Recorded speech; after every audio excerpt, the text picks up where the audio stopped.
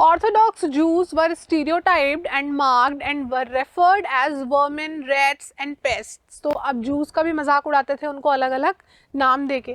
Socialists and liberals were represented as weak and degrees. Socialist और जो liberals थे उनको weak बोला गया.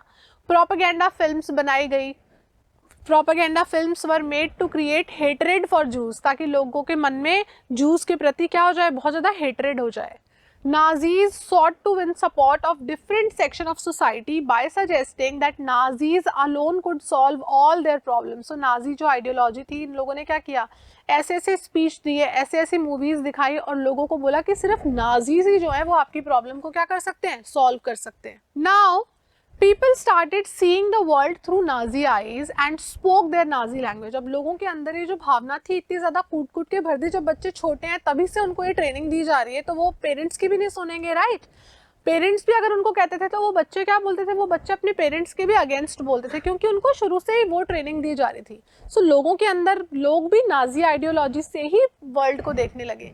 दे felt hatred and anger against Jews and genuinely believed Nazism would bring prosperity and improve general wellbeing. लोगों को भी ये लगने लगा कि जूस जो है वो बहुत खराब है और ये जो नाजिज्म है यही हमारे कंट्री को क्या करेगा, प्रॉस्पर बनाएगा और हमारी लाइफ को क्या करेगा, इम्प्रूव करेगा. नाउ अब ये जो हिटलर ने ये सब किया, मारा इतने सारे जूस को, राइट. तो उसके बाद क्या हुआ, वॉर जब खत्म हो गया, जर्मनी की डिफीट हो गई. Germans were preoccupied with their own plight as a defeated nation. The Jews wanted the world to remember the atrocities and sufferings of the Holocaust they faced during Nazis. Now जो Jews थे उन्होंने जो सारी चीज़ें सफ़र करी वो चाहते थे कि लोग क्या है उसको भूले नहीं, लोगों को वो चीज़ याद रहे. So many wrote diaries, kept notebooks and created archives in ghettos. तो ghettos मतलब वो एरिया जहाँ पर इनको निकाल दिया था Jews को, कुछ को, है ना.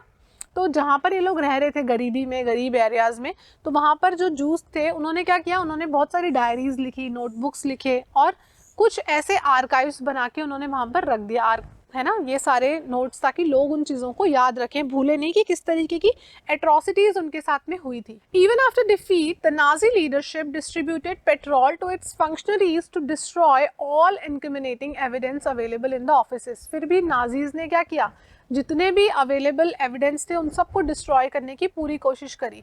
But still those people who could escape और you know those who have witnessed, they have told all these atrocities to the world.